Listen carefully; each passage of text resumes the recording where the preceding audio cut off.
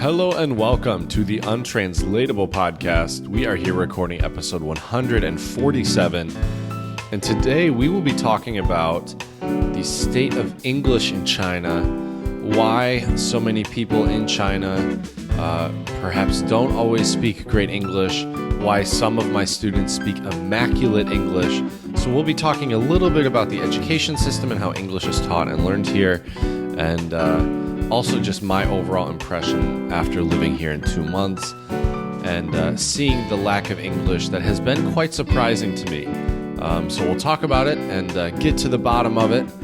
So my co-host and my language detective, Jared, is here to help me solve the mystery, and I'll give him some clues, so it should be a good episode today. So without further ado, my buddy Jared, what's going on, Jared? I'm on the case, and I'm not going to come up shy, but please, I expect you guys not to come up shy either. All right, that was a bad one. That was bad. Let's start over. Let's start the whole thing over. No, I'm just kidding. Spread a little love. Oh, hey. Spread a little love. There we go. No, let's definitely start over. I quit. No, I'm kidding. Please follow us. Instagram, Untranslatable Podcast. Twitter, Untranslatable1, the number 1. You can give us those 5-star reviews and really spread that love on iTunes and Stitcher. You can then obviously email us untranslatablepodcast@gmail.com. We love untranslatables. If you heard our episode with Amarens from the Foreign Language Collective, you would know that we love and are still struggling through learning and understanding untranslatables. But that's what makes them fun now, isn't it? Did I miss anything? We're on YouTube I don't too. think so. Untranslatable Podcast. Yes, we have a Song of the Pod playlist. That's also our website, untranslatablepodcast.com. Dude, it snowed here the other day, and not only did it snowed snow quite a bit, didn't it? It did snow quite a bit. I heard that this was a record for November.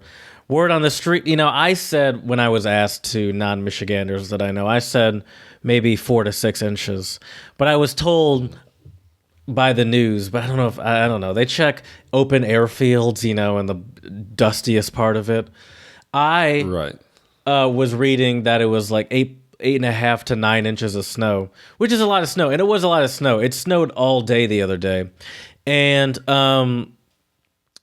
I loved it because I didn't have to go to work. It was Veterans Day, and I had that day off, and it was great for me from the window watching people slip and slide, watching cars slip and slide. That was enjoyable.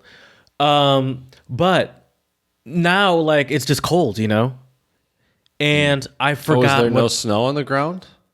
There's no snow on the streets. Still on the ground. Okay. But there is still snow on the ground for sure. It hasn't gotten I was telling someone I was like, I forgot what it was like for it to be this cold. In Philadelphia, the coldest it ever got was what it is right now throughout the entire winter. But it's November. It's only winter November. Hasn't even started yet. It's only November, right? And this is peak cold for where I used to live. And it's crazy to me how quickly I can lose my my cold strengths. What's winter like? Maybe we've talked about this. What's winter like in where you're at, Jinan, China? Well, Jared, you and all of our listeners in Michigan right now are going to hate me because, yesterday it was 55. The day before that, it was 70. And you're in the same hemisphere, right? You're in the northern hemisphere. Wouldn't the seasons aren't opposite, north. aren't they? Oh, you're right. Now we're exposing my terrible geography knowledge. But that's usually how I remember Yes, southern and is what direction do your seasons go?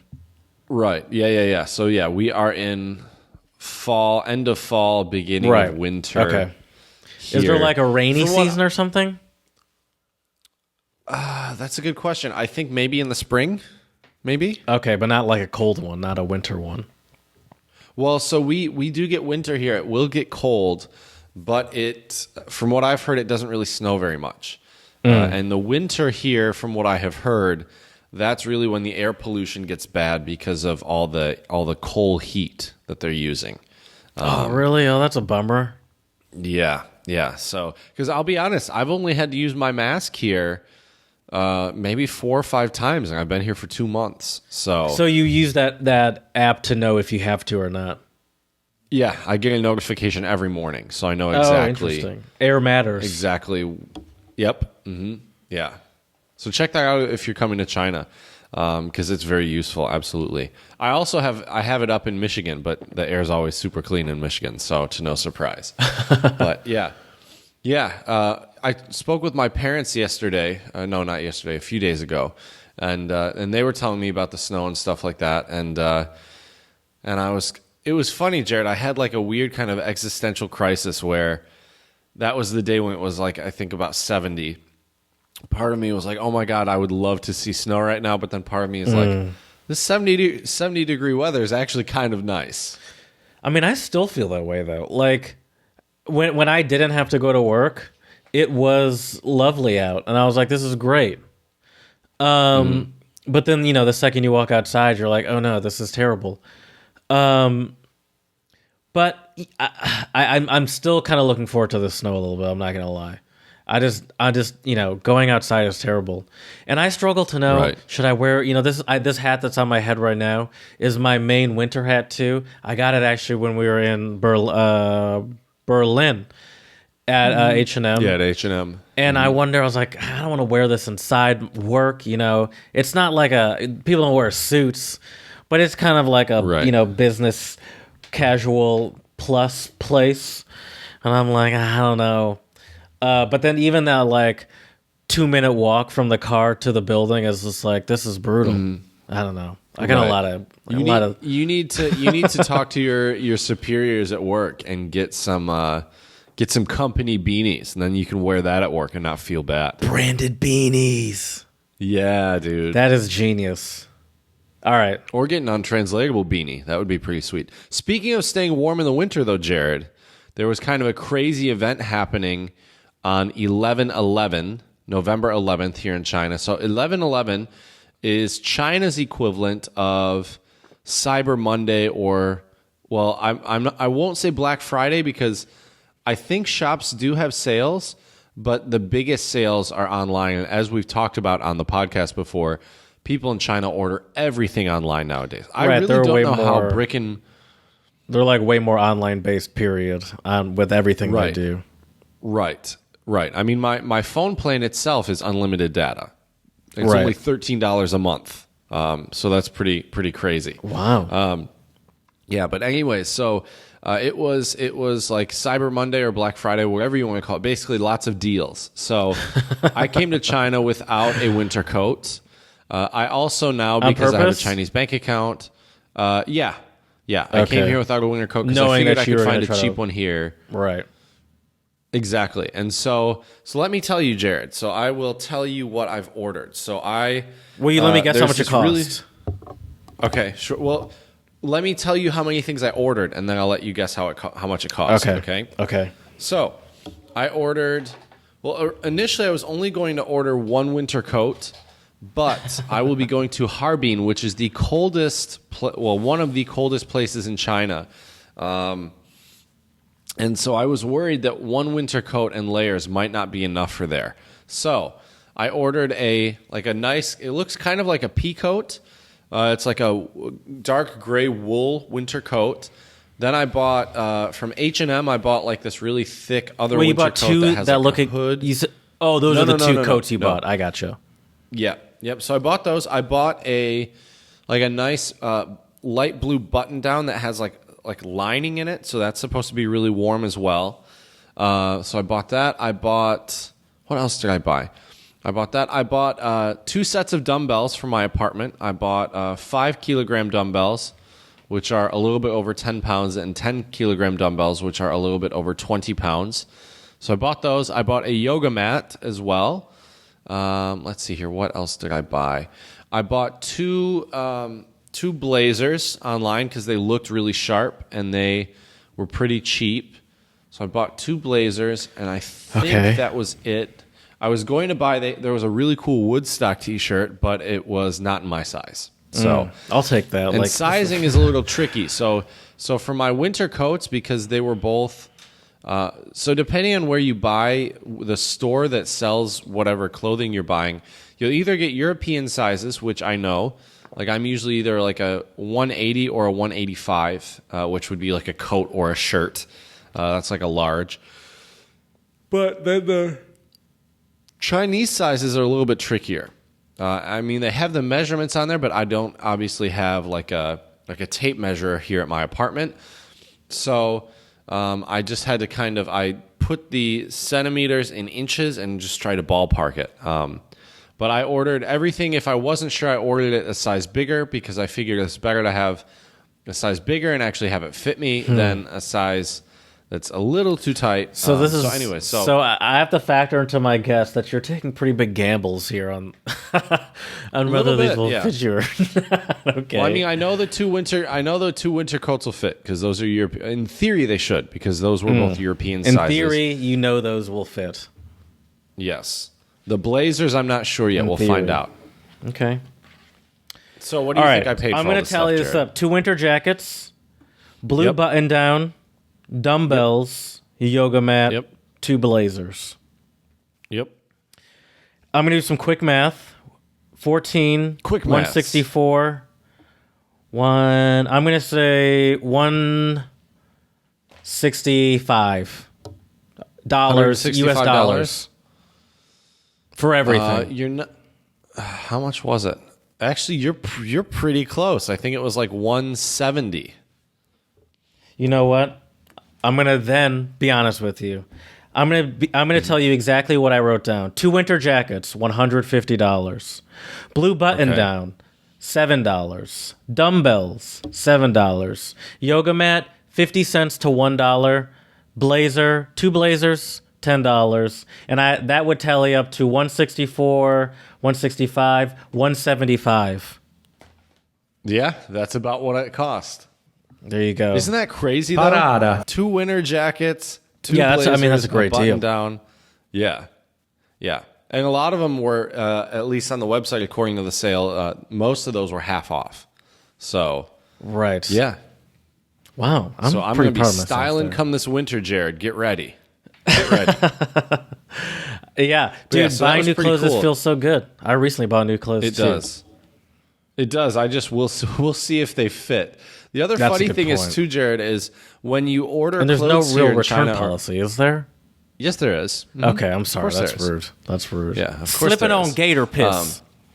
But see, that's what I don't know. Like, how does it? I don't know how it works just yet. So I really hope just everything will fit and I won't have to deal with it.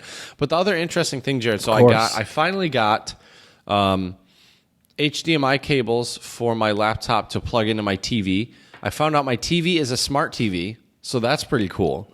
Okay. You know how to use it? And kind of. I mean, what That's I have shocking. learned now what I have learned to do here in China now with like any electronic appliance is you just hit buttons. Button mash, of You course. just hit buttons and That's see what I happens. do Yeah. with any appliance here in the United States of America. That's actually true. Now that I think about it, you're right. That's totally true. So, but the interesting thing about my TV, so we had talked about it quite a few episodes back when I finally got Wi-Fi. And, I had the opportunity to get Chinese cable installed as well. And I was like, no, you know what? I'm not going to do it. Well, good news, Jared. With this smart TV, because it's hooked up to my Wi-Fi, I can actually get all sorts of stuff, Chinese shows, all sorts of stuff. They're automatically like on my TV. I couldn't tell you what it says because it's all in Chinese characters. Right. Have you started watching anything? I did watch some news in Chinese the other day. Didn't really understand anything. So it was kind of a lost cause. But anyway, so No, that's the not reason true. why I Don't bring say this that, up though Chad. is It's better than not doing anything, I would say, if you're trying to learn. that's true. By You the gotta way, start I have my somewhere. first Chinese lesson next Tuesday. Oh. Like official with? Chinese lesson. It is with a postgraduate student in the English department here at my university. Okay. And so we'll be meeting for an hour a week and she'll be giving me Chinese lessons. So that will be really cool. But anyway, so the reason why I mentioned the HDMI cables and stuff and being able, so now I can plug my laptop into my TV, which is great, and watch stuff. But you would think that, I don't know if it's because I'm usually not home in the evenings when they deliver, but I get a text message, obviously also completely in Chinese, and I have to go to a special building in my apartment complex to pick up my package. So I get a text message. They tell me what building and the code. I have to show the worker there, and they find the package. So you have to they have, physically be there. Oh, no. So they can. So the delivery people can drop it off, but then within your mailbox area at your apartment, you have to like sign it out with someone. Okay. That's not that bad. Well, but the thing is there are multiple ones in my apartment complex, and they don't. You would think they would deliver them to the same one, right? Oh, they so don't. you have no idea. So you just have to like show them your thing, and they're like, "Nope." You go to the next one. No. So it says, I can show you the text message. So it says on the text message, the only thing I can read are the damn numbers, and that is usually let me find one real quick. That is usually where you go. So so these two text messages here, Yeah. the numbers on there. 14-1-8852 at 7:30 or 19:30 for you military time people, and then along some sort of package number or shipping number, I would assume. Yep. From a very long phone number. Wow, it's so interesting seeing your signal up there in Chinese. Yeah, your carrier. I know, right? That's a China, cool look. China Unicom. Yep. But yeah, so it tells me what building and what like room to go into. So at least I can figure that out. But yeah, so I had to go in and get that stuff. So I'll have to do that again once my like 80 bajillion packages arrive, right? Because they all come from different sellers. But I mean, they're very used to packages coming in at a very high rate because you're not the only one that order stuff online. I'm sure that's very that's true. The culture, baby. Right. That's true. I believe. Oh, go ahead, please. Let me. I think you're about to introduce what I was about to. Please go for it because you're the one doing it. Is that so? Every week I have an English conversation hour, and we have a different topic every week. So this week we talked about American culture. So it was a super fun one, and I'll tell you what, Jared, we had over 60 students in attendance. This was the biggest one I've had. Do you think the word's getting out or something, or is it just a coincidence? I think the word may be getting out. I know I've told a few of my colleagues about it, and they probably have told their students as well. So yeah. So this one I didn't really know how to answer, Jared, and I'm going to give it to you, and I'm curious if you have an answer for me. What is the most traditional food in the United States? Hamburger? Okay. I didn't say hamburger because I didn't want to say that one. That one to me was almost too cliche maybe. I said it depends where you live. Because like in Michigan we have, what are those called? Pasties, right? They're like these like meat pockets. You know what I'm talking about? Google it. Pasties. But you're saying the most, traditional food? Right. In Michigan, that was like a very traditional staple, at least in the UP. It's kind of like a meat pie almost. Yeah, but that's so specific. Sorry, I just typed it in and got pasties, the thing that you cover nipples with. Right. And I was like, oh no. But yes. That's why I made sure to type in Michigan food after I did that, because I went on a search engine to show the students that, and I did not want those to pop up. That's for sure. Oh man, that would have been great. Oh god, that would have been so awkward on so many levels. But yeah, I think it depends where you live in the United States. Like, what is traditional American food? I mean, obviously so you have chose a regional food from a tiny area in Michigan inhabited by a couple thousand snow people. Okay. But then I also talked about chili dogs and hot dogs in general. Like I think like grilling and barbecue is very traditional American, I would say. Mm-hmm. So yeah. Yeah, it's just like a meat pie thing. Like it's a meat. It is meat calzone. I don't know how to explain it. That's a good way to put it. A meat calzone. I like that. All right. So this one also I thought was difficult to answer, Jared. Which part of America has the tastiest barbecue? I thought that was a good question. I mean, isn't it Texas? That's what I said. But I have friends from different states that those are fighting words, Jared. If you say Texas barbecue, people from Kansas will be like, whoa, whoa, whoa, whoa, whoa. Yeah, well, it's like, hey, say whatever state you're in. I don't care if it's Maine. right. That's true. But The I also answer said is whatever Texas state barbecue. you're in. Right. I mean, Texas is, obviously there are other places like maybe people in Oklahoma or Tennessee or Kentucky might say something, but I think Texas is a fair answer too. And even if all these other people from these states that probably aren't the best want to fight for the best, it's like, but you at least understand why, if you're explaining it to people that don't understand American culture, you would go with Texas, right? Like, Right. in that I would sense, say so. But they would be like, no, probably. All right, next one. This one was a difficult one to answer. Well, not difficult, but I just didn't really know how to phrase the answer. Is it really unsafe to go out at night in America? I mean, that's such a... I mean, but they understand, right, the concept that, like, where are you? Are you in, Right. I don't know, are you walking through Dexter, through your neighborhood? Or are you walking through North Philadelphia? Those are two very different situations. Right. And that's what I explained to them, that there are like some places where like it's fine. And I even said like where my hometown, like it's usually fine to walk around at night.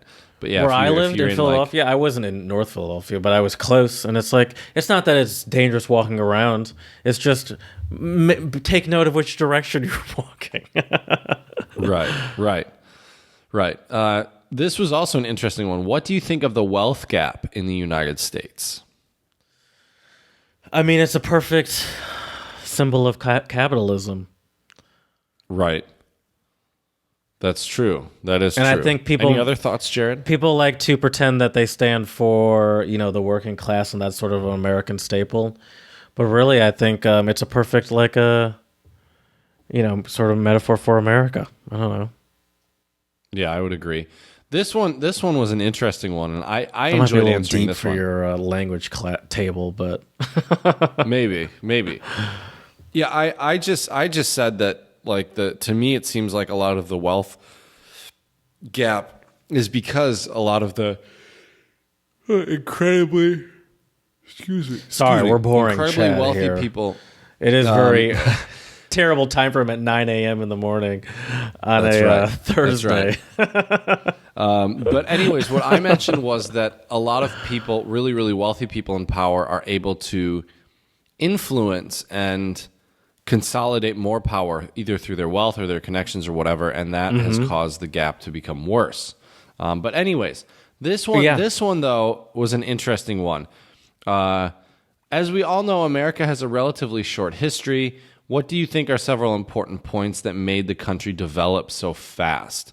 And I will just tell you this though, Jared. The first thing I said though is I said, well, the United States may have a short history, but America itself does not. And sadly, a lot of that history has been erased from the United States because of the genocide of Native Americans. And so I said that, and I said that needs to be acknowledged, that needs to be said. And on top of that, I think a lot of the quote unquote rapid growth of the United States was due to slavery. On top of that, so after the Native American part happened, where it's like the actual United States did grow very quickly in early stages, and a lot of that had to do with large loads of free labor. Right. Absolutely. I didn't mention that. I should have mentioned that. What I said was the reason why the country developed so quickly was because there weren't a ton of regulations on business back in the day. I mean, there's still, if you compare America to other countries, I would say that, I'm no businessman, but I would say that in America it's probably there's less red tape to start a business in the United States. And yes, but as far as manufacturing goes, this is not the easiest. There's more regulations, safety or various standards regarding when it comes to manufacturing that would make the United States not a great place to do that. Right. That's true. Last one I'll give to you, Jared, and then we'll move into the shout-outs. What do most Americans think of British English? It automatically signals classiness. I said the same. Like I remember listening to some comedian or something, or maybe it was not even a comedian or scientist. I don't know. Someone talking about how like there are a lot of ads on TV, or there are ads on TVs that use a British accent here in the United States for no particular reason. I mean, there's a particular reason that the marketing department goes with it, but it's just an American company advertising an American product. What's with the American accent? Or a lot of movies that involve people of any movie that involves people from not any movie, but a lot of movies that involve people from various backgrounds, like nationality backgrounds, they sort of just default to British accents as the go-to. And I think it's just kind of funny, isn't it? It's like a fanciness thing. It's exotic, Right. It's like you can sell it better, I think. Exactly. What I told my students was, at least for me, I definitely also like the sound of it. I think it sounds very intelligent. But at the same time, to some level, it also can sound kind of stuck up and snooty and posh, depending on the way the speaker articulates and stuff like that. Let me clarify what I wanted to say, by the way. Movies where they make up nationalities, or like movies where it's from ancient times, and it's like maybe it's like they're in the Middle East or something, and it's from like biblical times, but they're like, why does everyone have a British accent? Like, if you're gonna choose an accent, why couldn't it be like the American accent? These are all like, it's an American movie. Like it's why did you choose a British accent? Because it's not like they were speaking in a British accent in the year 13 or whatever, in exactly. Arabia somewhere. Yeah, that's very true. Yeah, and it's kind of funny how that works, isn't it? Yeah. But yeah. Yeah, so anyways, those were some questions from my students. They always ask really interesting questions, and so I'm always happy to share them on the podcast because they're really, I have to say, they're really clever and smart students. But Jared, now I think they make me think about spread a little love. They make me spread a little love. They make me think about the American culture from a different lens too. Like questions that seem kind of like, like either this makes no sense or this seems obvious to me. It makes you think about it and be like, why do we do that? I never really thought about it. And that's a big thing about cultural awareness, is that a lot of times we take things in our culture for granted because we just see it every day and we're kind of desensitized to it, and we don't think about what really lies behind it. And so it is good to have these questions. Absolutely. All right. Well, Jared, my first shout out today. Please. This is kind of a crazy story, but pretty amazing as well. So my first shout out goes out to a 9-year-old boy named Laurent, who is the youngest youngest person in general, I think. I don't think the gender really matters here. The youngest person to obtain a bachelor's degree in electrical engineering at the age of 9. Oh, man, that kid's going to grow up to be like some sort of super villain or something. Or superhero, one or the other, Jared. All right, Chad. We're trying to spread the love. Wow. But so here, this is the story, Jared. This is the story. Interesting it's pretty choice. Interesting. So at the age of 6, Laurent was already attending secondary school, which he completed in 2 years. Is he British? I think he's Dutch. I think. Okay. Because he's in the Netherlands, I believe. Oh, okay. Okay. But so listen to this, though. Seemingly bored by the pace, he was invited to take part in a research trajectory at the Academic Medical Center of Amsterdam. Over the summer holidays, he traveled to the United States to take part in special summer courses for highly gifted children at Stanford and Fairfield University. At the age of 9, Laurent kicked off his studies at the Technical University of Eindhoven. His professor there claimed Laurent was the smartest student he had ever taught. On top of that, he managed to complete his bachelor's degree in 1 year, rather than the usual 3 years. So this is in the Netherlands. Rather than the usual 3 years for his fellow students. People saying that Laurent could be the new Einstein or Newton, his father said in an interview. He had an IQ of 146 at the age of 6, which has surely increased today, placing him in the exceptionally gifted category. Clearly, I'm not exceptionally gifted at reading things aloud. Where the next chapter will lead him remains unclear, but media outlets have reported that a delegation from U.S. universities will be visiting Laurent and Eindhoven and possibly offer a master's opportunity or more. Would he complete it in 6 months? So who knows? But I think this is a really amazing... So it's not a matter of could he complete the master's program at the age of 10 or 9. It's could you do it in 6 months? Right. But that's the thing, dude. I don't get how he is completing stuff so quickly. Like, he has to have private tutors or is doing something because... No. Private tutors cannot... Do you think if your parents were like multi-millionaires and could afford like the highest level private tutors, you'd be at this kid's level or something? No. I mean that. Okay. I mean, no, Jared. What I mean here is that based on standard university classes, they're not offered at this pace. Oh, so yes, that's a great point. How can you even? Yes, like how can you accelerate through these things so quickly? That's why I think he has to have basically does independent study is probably the phrase I should have used. Is it expensive to be this smart? Professors. That's a great question. If this is happening in the Netherlands, though, I'm assuming it's much more affordable. Everything's free. Right. But yeah, I just don't understand how you can graduate secondary school at the age of, what was it? The age of 6, right? I think so. Yeah, that's what she said. Age of 6, he was and attending graduated secondary university school. At 9. So he finished secondary school in 2 years from the age of 6 to 8. But like, how is that possible? How?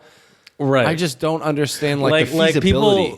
People, does he skip grades? Is that what it is? And it's like forget these 2 grades. Just go to skip multiple grades. Or does he do is this kind of like a Billy Madison scenario where he does like a grade a month or something? Like, I don't know. I just don't know does he just how this is possible. Does he just he's like, I'll just take the exams. Like, he just give me the final exam from last semester and I'll just take it and pass it. I studied everything. I don't know. But what kind of asshole? I don't know. I don't know, but I don't understand how this works either. But it doesn't matter because this was never going to be my trajectory as a child. I never had to concern myself with this level of learning. I was like, hey, can we slow this down a little bit for my boy? Right. Yeah, it blows my mind. It's really amazing. So shout out to you, Laurent. Obviously, I don't even need to say it, but you have an incredibly bright future. And brilliant. I would love to get in contact with this kid and get him on the podcast. Yes. That would be so amazing. He has an Instagram, Jared, Laurent_Simons. All right. How do you spell Laurent? I'm sorry. It's like the name Lauren with a T. LAURENT_SIMONS. All right. I found him. Cool. Yeah, this is weird. I feel weird following a child. Amazing. But right. He looks like a normal kid. He does. I mean, he is a normal kid to some extent. He's just a super genius. First of all, no, he's not. He's not a normal kid. Now I'm looking at him doing formulas on a whiteboard in his room, and I'm like, oh, right. That's right. This is genius. Right. This is genius here. Yeah. He's miles ahead of me. Also, I followed him. I'll make it happen. Cool. Sweet. Send him a message because it would be so cool to talk to this kid and have him on the podcast. It would be really amazing. He's like, you know what? I'll edit the podcast for you. He's like, you know what? Just send it to me however you want. I'll make it. And this just sounds like we're on the Joe Rogan Experience. And I'm like, what did he do? Right. Oh man, that would be great. All right. So my last shout out for today. I love it. Yeah, it's great, isn't it? My last shout out today, and I wish I had the names of these guys, but the headline just says 6 scuba divers remove 4,000 kilograms of plastic from the sea in Andhra Pradesh. So 6 scuba divers. Now I can tell you these are all scuba diving instructors of a company called Platypus Escapes, which is a Rushikanda-based company. They've been diving more than 2 meters down under the sea every day to remove plastic waste that has been accumulating there. They've collected, as I said, over 4,000 kilograms of plastic waste in 13 days. So for our American listeners out there, that's over 8,000 pounds of plastic waste in 13 days. So I think this is really amazing that they are taking the time and effort to clean up the ocean, and every little bit helps. So shout out to these 6 scuba diving instructors who have been cleaning up the ocean. Well, Jared, I think you probably know what time it is by chance. Of course I do, Chad. There we go. The owl doesn't lie. And we would never neglect the untranslatables. So mind if I get us started, Jared? Please. So I have 2 Chinese untranslatables for us today. My first one is Hu Lun Tun Zhao, which means swallow the dates whole. Is that like to get like take a leap of faith, or is it like to get a big bolt of courage where it's like, I'm like, F it, I gotta do this, I'm brave now? I love where your head's at, Jared, but not at all. Let me give you an example, okay? Okay. Once upon a time, there was a man who loved eating pears and dates. However, one day a doctor told him, eating pears is good for your teeth, but overeating them will harm your spleen. Dates are good for your spleen, but overeating them will harm your teeth. The man decided that as long as he only chewed the pears and only swallowed the dates, he would be just fine. Of course, it wasn't long before he experienced a horrible stomach ache. You can't beat the system. Not quite. You can't take shortcuts to. Huh. Okay. Please just not quite. Not quite. You're close. You're getting there, but not quite. Basically, this idiom is used to describe a person who accepts information without prior analysis, reflection, or understanding.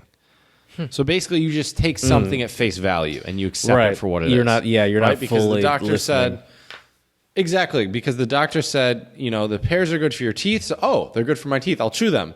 The dates are good for my spleen, but they're bad for my teeth. I'll just swallow them whole. Yeah. Right. All right. My first one is Hungarian, and it goes roughly, but definitely not like this. Kutiabul les Zalona. Kutiabul les Zalona. You can't make bacon out of a dog. You can't make bacon out of a dog. They might disagree with you in some Asian countries. They might disagree with you on that one. Okay, you can't make bacon with a dog.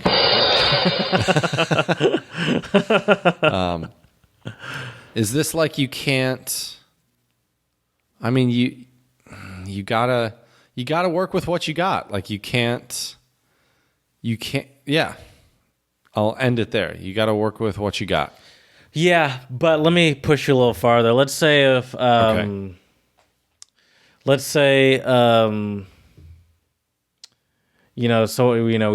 in a relationship. We are in a podcast relationship, and I wanted you to edit all the podcasts, and you were like, no, man, no, and Can't make bacon out of a dog. I'm like, in my mind, I'm like, yeah, no, you're right. You can't make bacon out of a dog. It's like you can't change a person, essentially.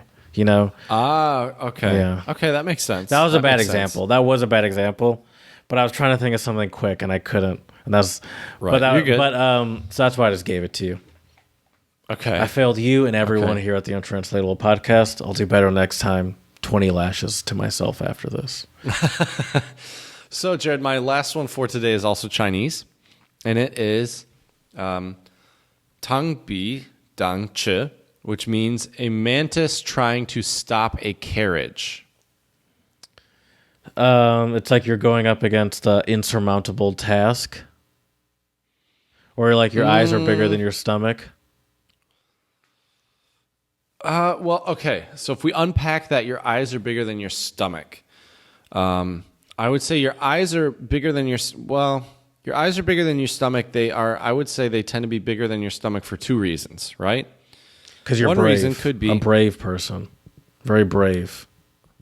Are you brave though, Jared, if you overeat or you waste a bunch of money on food? Oh, stupid? Because your eyes were bigger than this. Basically, yes, this means you're foolish. Okay. Foolish. And let me tell you the story though, Jared, because these two idioms for today, I found some stories about them, which I thought was pretty cool. So here we go. As the story goes, there was a very strong mantis, Tang, who could destroy all other mantises in fights. Of course, this mantis got a little too cocky as a result of this. One day, a horse carriage was driving by, and the overconfident mantis decided to raise his arms in an attempt to stop the rolling carriage. Of course, the driver ignored the stupid mantis and kept driving straight. Stupid naturally, mantis. The mantis was run over and killed as a result of his foolishness. So there you go. Okay. All right. Thank you. I like that. I like the stories.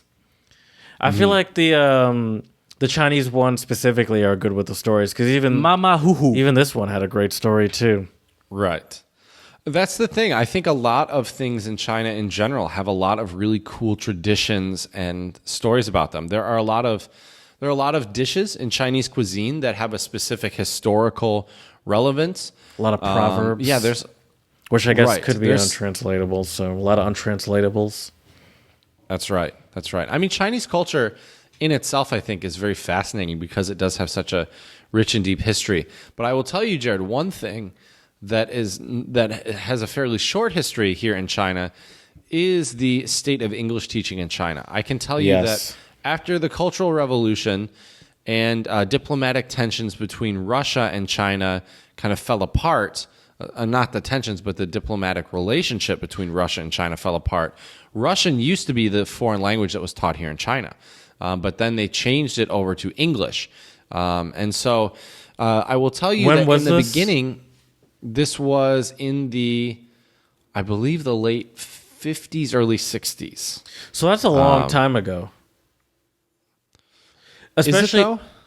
Well, let's compare it to, say, Czech Republic, where you used to live. They were true. under control of the Soviet Union, for longer than that. Right. Well, and China wasn't under control of the Soviet Union. They were doing it more just for international relation purposes and for practicality. But there were still that's fair. But there were still like, regardless of what it was for, they were still being taught Russian as their second language. And essentially what I'm getting at is, I would say, and I assume you would agree, that in general, English as a second language is better in Czech Republic than it is in China, at least by your experience. From my own experience, absolutely. But I was also at a very, very good school. From what I've been told, the school that I was teaching at is one of the best in the region, in Ústecký kraj, which is the Ústí nad Labem region in the Czech Republic. But I think it really depends on the region in the Czech Republic and the school. That also is the same here in China. Like in Beijing, a lot of people will speak some English. I think just because there are a lot of foreigners in Beijing. But here in Jinan, it's very rare when I go somewhere and someone will speak English with me. Now, most people will say hello to me in English. They'll say hello or hi, which is nice. But the interesting thing is, I guess, in terms of... Every time you say which is nice, I believe you a little bit less. Ask me again in a few months, Jared, and I might be like, just tell me ni hao. Just tell me ni hao. But the interesting thing is, though, is I've talked to some friends of mine who have worked in other Asian countries like Vietnam and South Korea. And they have told, and a few of them have also spent time teaching English in China. And a lot of them have said that the level of English proficiency is much higher in South Korea and Vietnam than it is in China. I can't speak for Japan because I don't have any colleagues from there, and I've never taught English there. So that's why Japan is off the list right now. But the interesting thing is, I think it's because there are some cultural differences going on here. I think there are also some educational differences going on, like just the way education is the expectations and also the way the administration works in different countries in South Korea versus China or Vietnam.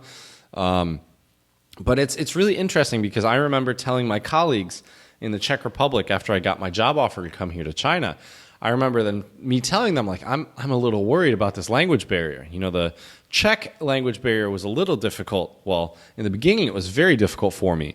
But here in China, it's been a whole different scenario because I would say over 80% of the people that I would even go out on a limb and say 90% of the people that I talk to here in China, I don't know if it's because they don't have good speaking skills or if it's because they're shy or they feel intimidated speaking to a native speaker. Most people do not, it seems like to me, they don't speak English here. And I think there are a few different reasons why. One of them, I think, is that in school, even though they needed to learn English, a lot of what they learn in school is reading and writing and grammar. So that doesn't help you with speaking, right? That you can't improve your communication skills if you are only learning about grammar and only reading and only writing. At the same time, I think another issue is that a lot of Chinese people don't have a ton of exposure to a lot of English-speaking things. Like if you want to watch movies, a lot of them are dubbed. From media. Right. Well, and there's certain media that they're blocked from as well, and a lot of movies they watch dubbed. So like all the Avengers movies. Mm-hmm. So you mentioned, you mentioned that because they're taught grammar and it's sort of very lecture based. Do you notice if they're taught heavily grammar?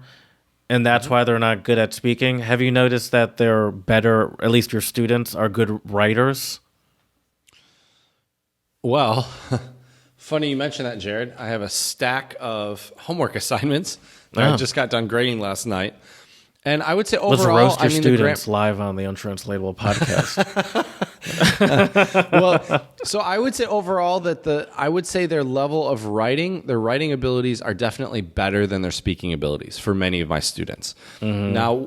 Now, whether or not that means they have great grammar, I think is on a case-to-case basis, because I also think it really depends on how the students were taught grammar. And if you're not good at knowing words because you haven't spoken the language, maybe it's hard to even apply the writing part of it. Well, it's not even... Or it's like you don't even know how you would say this, really. Right. You just know how to formulate a sentence. Exactly. And that goes back to the idea of exposure. I think in China there is an incredible lack of exposure to the English language. We talked about it in my classes. Like one of the biggest challenges here in China is how do you promote a 100% English-speaking environment in your language classes? And really the only solution that we were able to come up with, and if any of our listeners out there have any ideas of some ways to come up with an entire lesson in English, please let us know. But the what do you only mean? Why can't you do that? Well, let me explain. So first of all, the solution we came up with was you have to just hire native English speakers, because I don't speak enough Chinese to where I could explain anything to my classes in Chinese. So everything has to be done in English. Mm-hmm. But a lot of Chinese teachers, I think, will resort back to Chinese when they teach their English classes for numerous reasons. Some of it could be that their students aren't understanding the material in English, so they have to explain it in Chinese, which is fine. I think if you do that once in a while, I think that's totally fine. When I was teaching German at Michigan State, I would occasionally try to explain stuff in English too when I realized I explained it 3 or 4 times in German and I did it different ways in German. Louder? My students, I did. I yelled at them. Exactly. Yes, totally, Jared. Totally. But anyway, so I think that's one thing. I think another thing too is that some English teachers here in China, in middle schools and high schools, are not very proficient in English. And once again, this all comes back to the idea of exposure. It's like anything. You can never expect to speak a language really well if you're not exposed to it on a daily basis, if you don't use it daily. I feel that way with my German, and I know Jared feels that way with his German too, because we're not using it and exposed to it every day. Mm-hmm. Yeah. No, that's for sure. Yeah. Do they have a thirst for more American media, or is it just because it's not as readily available? It's just like, well, we don't even have a thirst for it because it's not even like we get what we have. We have good stuff too. I think that's a really valid point, Jared, and a great question. I don't think there's a thirst for American media because of the discourse here in China about Western media. But What's the discourse? I mean, I think there still devils. is. Well, they don't even believe in religion, so. Well, I think that the things that I have at least observed here and heard from my colleagues and other people here, at least what my observations have been is there is still this kind of East versus West mentality here in China. And whether or not they think that's good or bad is another conversation that we could have. But I think a lot of it has to do with, I think there's a concern here that Western ideals are very different than Chinese ideals. And so it's not good to, really surround yourself with all this Western media and things like this. But I can also tell you that... Go ahead, sorry. But I can also tell you that my students are incredibly curious about Western culture and American culture.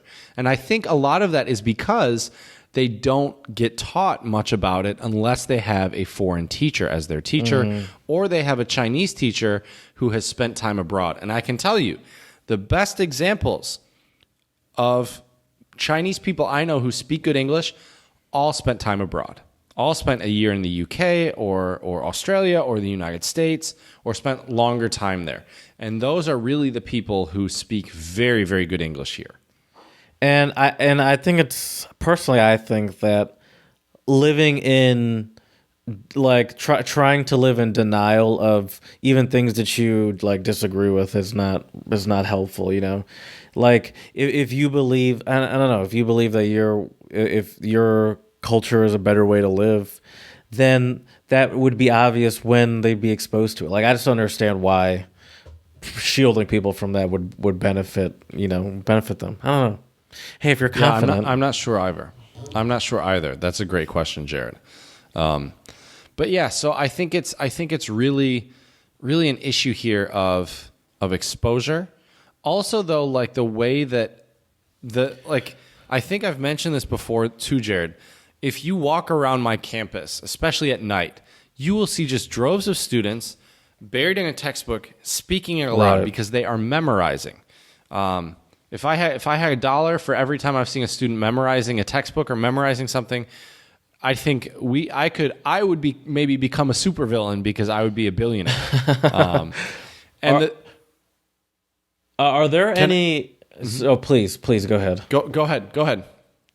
Are there any professions in China or places of business that you can go to where you'll be able to speak English? I think when I go to the bank, I know I can communicate. Or if I don't know, just making something. I was just making definitely not the bank. Okay, definitely not the bank. I would say nicer hotels usually yes. That makes sense. Yep, nicer hotels usually yes. I mean, I haven't done any guided tours, but I would assume guided tours, obviously, because you're paying for that. I would assume. But the thing is that the service tours industry, that's not you're not going on tours in Jinan. Right. Not yet. Maybe I will. Who knows? But you're never. Please don't. The thing. I mean, the I wouldn't thing stop you. Please, I actually do. The thing is that even the service industry, so like waiters, waitresses, restaurants, a lot of these places they don't speak English. At least here in Jinan. In Beijing, some places they do, other places they don't. I think it really depends. And a lot of this, once again, still goes back to my point of talking about exposure.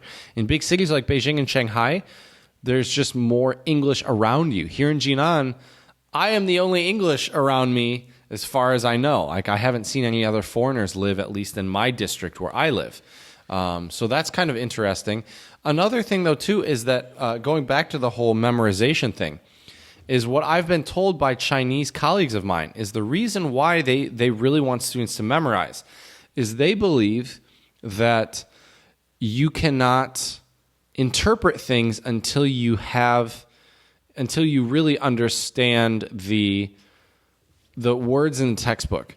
But I find it interesting because I don't think memorizing is really a way to prove you understand it. And here's a good example of this.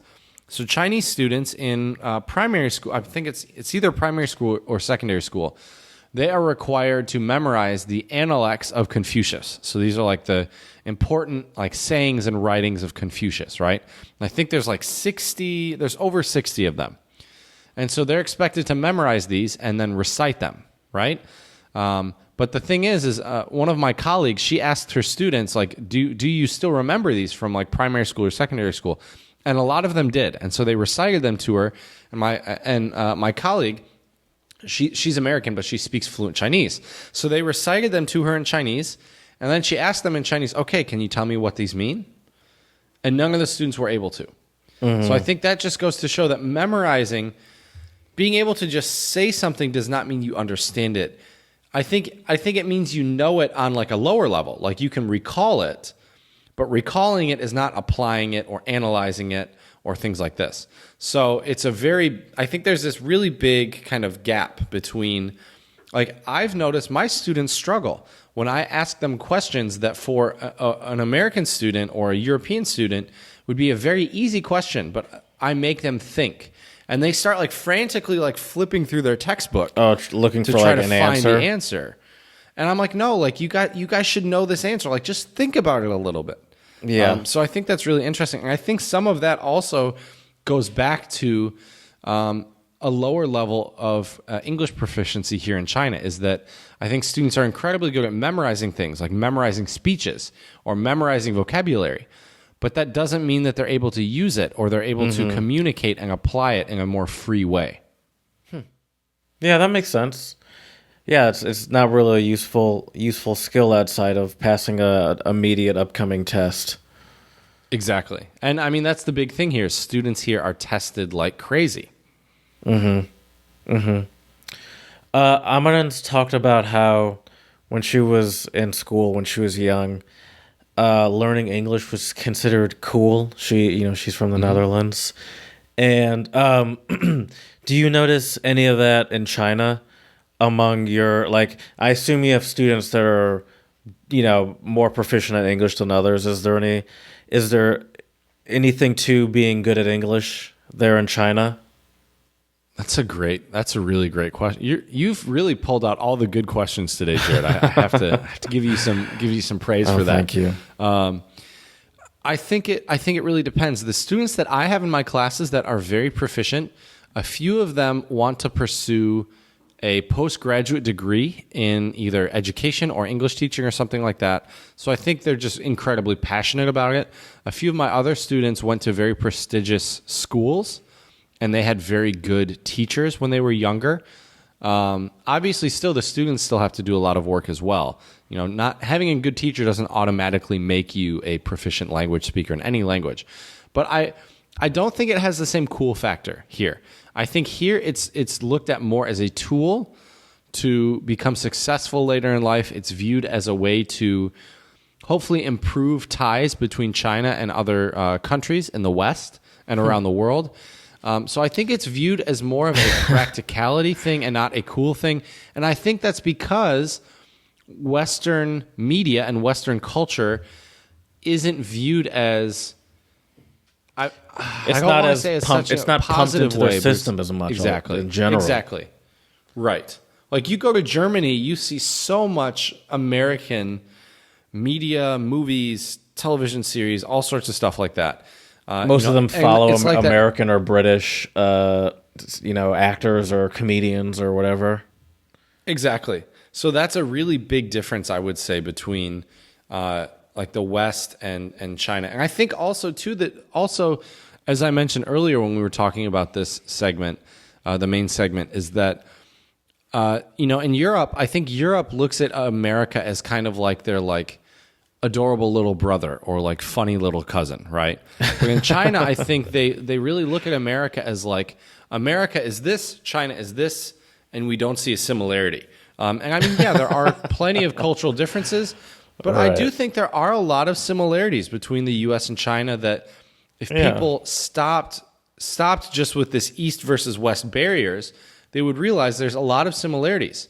I think in China and in the United States, there are a lot of really incredibly hardworking people, and I think there's other similarities as well that you could bring between the U.S. and China.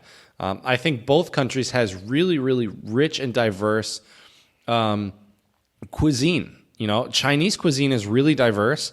American cuisine is all over the place as well. So yeah. But I think that's one of the main reasons. So why. I have. Sorry. Go for it.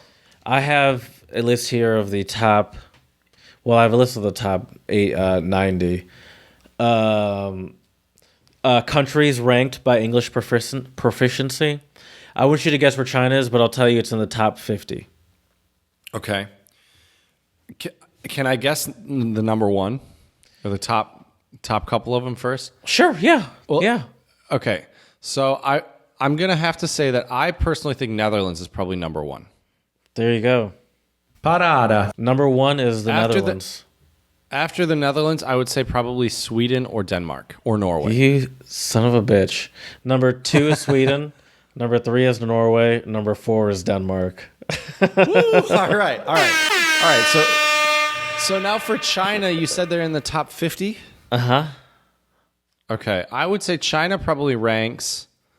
I would And say I'll say this before you answer that. They separate. I mean, it makes sense that they separate Hong Kong, but they separate Macau mainland for some China reason. and Macau as well. Okay. So I would say But mainland they're right China. next to each other. Okay. Okay. In that case, though, I would say Hong Kong ranks higher than China because they use Very English good. more in Hong Kong. I would say Macau comes next, and then it would be mainland China, would be my guess. Am I right about that? Well, Hong Kong does rate many steps higher, but not Okay. not crazy. I mean, I need to know a confidence interval before I say significantly, but not Okay. crazily higher. But it does rank Okay. higher, noticeably higher. Hong Kong is 33, and I'll say this, just throw it in here.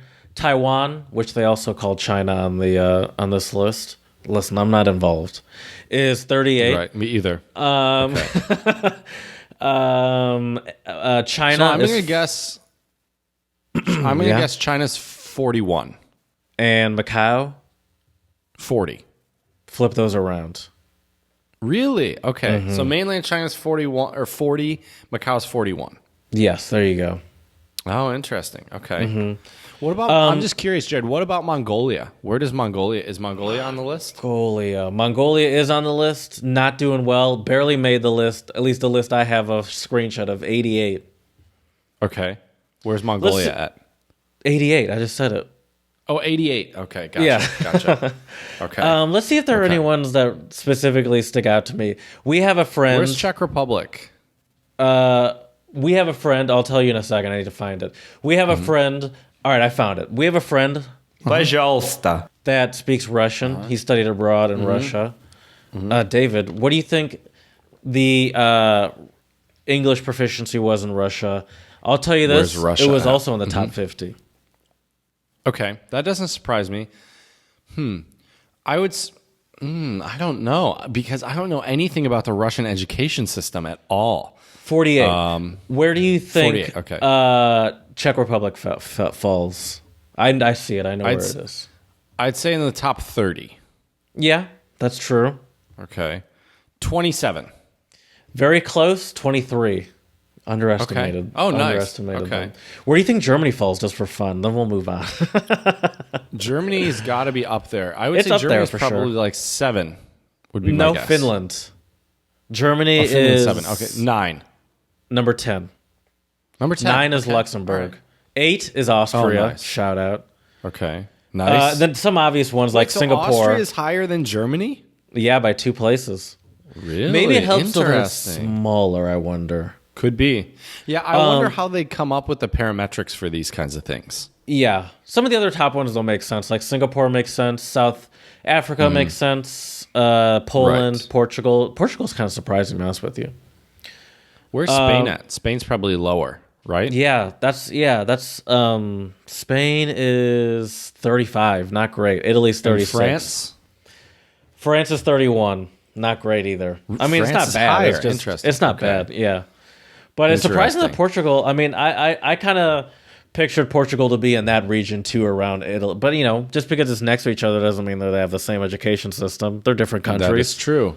Very true. Very true. Do you have any other questions, though, Jared, about the state of English in China? I do, Chad. Thanks for asking. Have you gotten any pushback on your teaching style while in China or the Czech Republic? Czech Republic, not at all. My co-teachers were incredibly supportive, and I think they really liked the enthusiasm and the activities I brought into the lessons. Here in China, not yet, but I also haven't been observed by any of my colleagues, which I'm kind of surprised because we're on week 12 now at the university, and I you're just figured gonna somebody would free come in. rolling. Right. Well, and the thing is that I haven't really been given much guidance at all for my methodology course. They basically said, here's the textbook, here you go. And then my freshman English class that started 2 weeks ago, they were like, there's no textbook, just make them speak English. There you go. So I think I have a lot of freedom and flexibility here. Talk to other colleagues about that? A little bit, yeah. Are you the only one that's just go for it, or are other people getting that same situation? All the That's other normal. all the other foreign teachers, unless there's a textbook, and even with a textbook, I think, at least at my university, I think they understand the role of having a foreign teacher here, which is that we are able to teach in a way that that our Chinese colleagues probably will not teach in, right? Mm-hmm. Where I'm not just this typical lecture style teacher. I have my students do a lot. I have them do a lot of discussions. We play games. I try to think of really outlandish and crazy examples in order for them to understand stuff. Like yesterday, we were talking about you stand on word the table stress. ever? Have you stood I have on the not table? stood on the table. Okay. I haven't stood on the table yet. I did when we were talking about class discipline, though. We were talking about ways to discipline your classes. And so what I did was I was like, what you really need to do with your students is, I had like a long pause, and then I like yelled, I was like, scare them! And I like pounded on the desk, and all my students were like they were terrified. Oh, I love it. Yeah, and so like I try to use crazy examples like that. I Another cannot one we imagine did you doing yesterday in things like class. this. I never. it You never expel more than a certain window of energy. I feel like you're very even keeled. I am usually very even keeled. You're right. You're right. I guess when I'm teaching though, it brings out a different part of me. Wow. I guess. Okay. Teacher Chad versus real Chad are two different Chads. I feel like I prefer teacher Chad. Maybe. My students probably do too. But anyways, the funny thing is that so yesterday I was also I try to just use these crazy examples just to get them more excited about learning and more interested. So I use the example of sentence stress, like stressing a specific word in a sentence changes the meaning. So I use the sentence, I didn't steal your wallet. So if I say, I didn't steal your wallet, that has a different meaning than I didn't steal your wallet. Or if I say, I didn't steal your wallet, right? I stole someone else's wallet. Or if I say, I didn't steal your wallet, that means I took something else from you, but I didn't steal your wallet, right? I didn't steal your wallet. I stole your cell phone, but I didn't steal your wallet, right? And the students I didn't were lie. You loving asked it. if I stole your wallet. Exactly. So it was kind of funny to do that, and I think that is why they like foreign teachers at my university, because we teach in a different way than our Chinese counterparts will. And I'm not saying it's better or worse. I'm just saying It's it just gives a our good students variation. a different perspective. Exactly. Yeah. Gives them some diversity in their education. And it also gives them a window into how they could teach in the future. Because I think there are good things about the way that Chinese teachers do lecture. They have a really great way of distilling a lot of information and providing students with the most important information, which is an important skill to have and be able to do. But it's also good to really be able to engage your students and get them, really give them a stake in their own learning. I mean, especially you're teaching English methodology, which is essentially teaching these Chinese students how to teach English. It would be useful if they knew at least in their arsenal, or knew of, or was aware of different methods of teaching rather than just the lecture at you method. Oh, absolutely. If you're going to go into that industry, it's like know some other techniques. Exactly. Well, I think that the whole field of teaching has changed a lot over the years, and it will continue to change. And so that's why it's very important to get very diverse perspectives on teaching.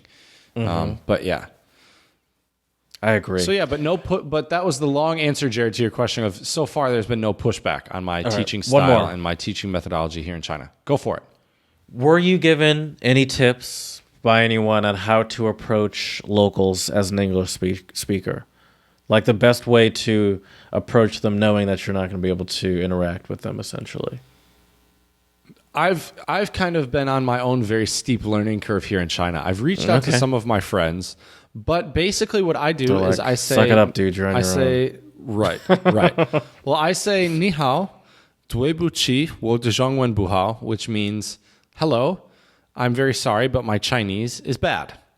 Which really, I need to just say I don't speak Chinese. I haven't learned that phrase yet. And the only reason why I know this other phrase is from the Song of the Pod that Jared and I played, which is called Dui Bu Qi, Wo De Zhongwen Bu. I think the song is just called Dui Bu Qi, I am sorry. Dui Bu Qi, Wo De Zhongwen Bu Hao. That's the way the melody of the song goes. But anyway, so that's usually what I do. And then I hold up my cell phone with a translation of whatever I need, and it solves the problem. Okay. I'm surprised that there was no sort of like that never came up in your communications with people. Because you're also, none of your colleagues in various cities know how to speak Chinese, I assume. A few of them do. Oh, but okay. most of them for the don't. most part, they don't. It's surprising that just doesn't come up. I assumed it would come up. Right. Well, I think a lot of it is because, just to end this, Jared, I think a lot of that is because most of my colleagues have worked in other countries before, so I think it's kind of assumed that we'll figure it out. So like the idea of being in that sort of language culture shock is not as much of a thing. It's like we've all been in the situation before. We get it. Exactly. Okay. Yeah, that kind of makes sense. All right, I get that. Well, Jared, now I think it's time to talk about some super funky grooves today. Yes. And funky grooves and soulful vibes is definitely a way to discuss this song of the pod today, which is called Money by... Who's it by? It's by... Michael Kiwanuka and Tom Misch. Previous song of the podist, Tom Misch. But this is a new song that came out a couple months ago. And it's very groovy, as Chad said. Michael... Kiwanuka is the singer, and then Tom Misch is on guitar, and he does some backup singing too, I think. It is very groovy. It's very sort of upbeaty, like puts you in a good mood. Like it makes you want to tackle the day. I imagine myself tackling on the day, not being afraid of what's ahead of me when I hear this song, and putting on a smile, but also a firm smile, telling people, don't mess with me, but I'm very friendly. I like that. Don't mess with me, but I'm very friendly. Yeah, and this gives me kind of some slight Motownish vibes, also some Earth, Wind, and Fire vibes. Yeah, the falsetto. the chorus happening in the background gives a very Earth, Wind, and Fiery vibe for sure. But it's a cool track. It's really great. The bass line is really awesome. Yes. The music video is also pretty interesting. I like the suits that they're wearing.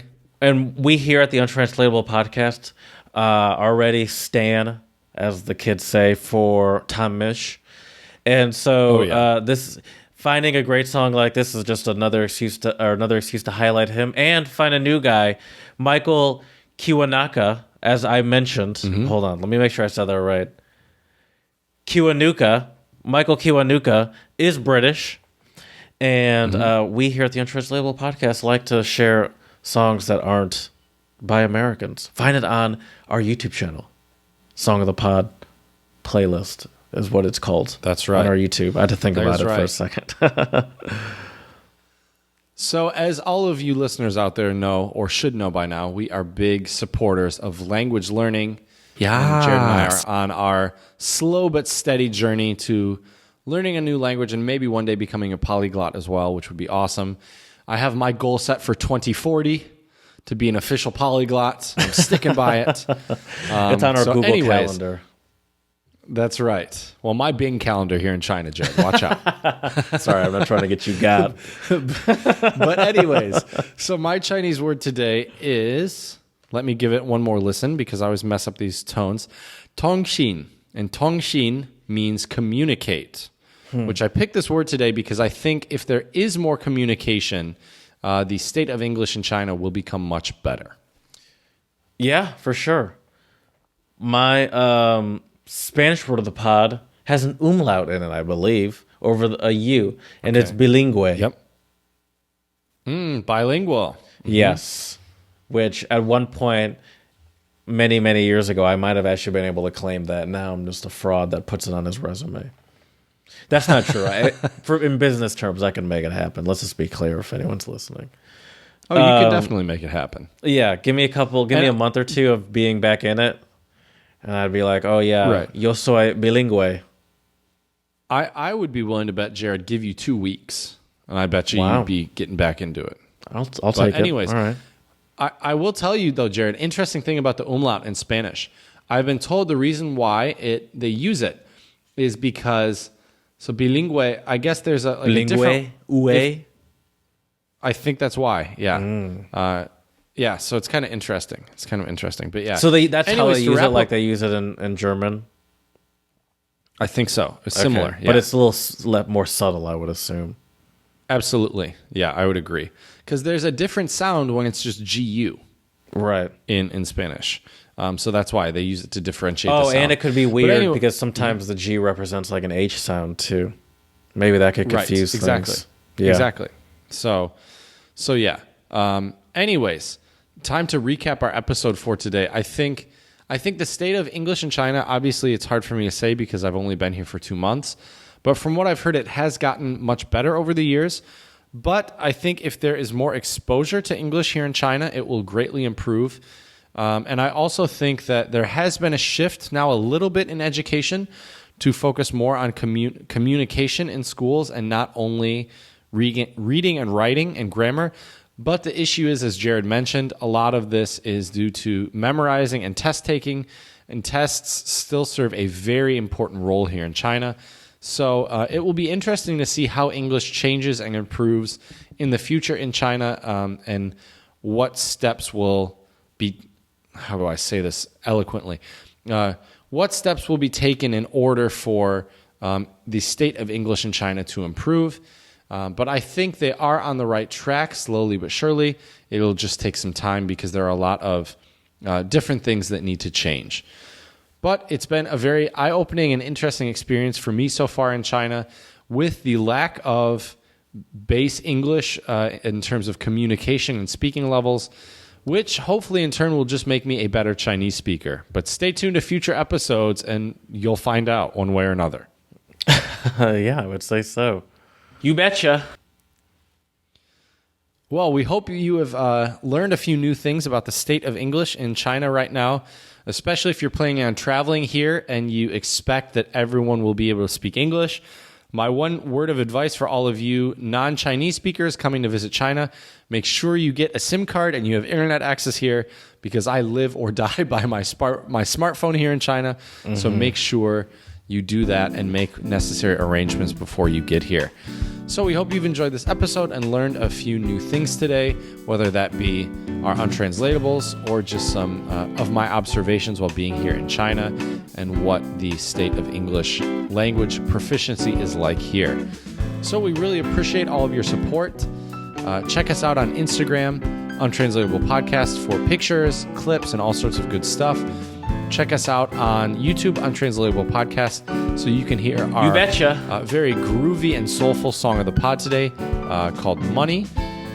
And you can find that at our YouTube channel, Untranslatable Podcast, at our Song of the Pod playlist, so check that out. And please Give us 5-star reviews on iTunes and Stitcher. Spread and the let us know love. how we can make this podcast better for you. We would really appreciate it. Also, feel free to drop a line on the feedback or the comments if you have any untranslatables or topics you would like us to cover, and we'd be happy to give you a shout out on the podcast as well. So, as we say here at the Untranslatable Podcast, Dziękujemy, muchas gracias, and 谢谢.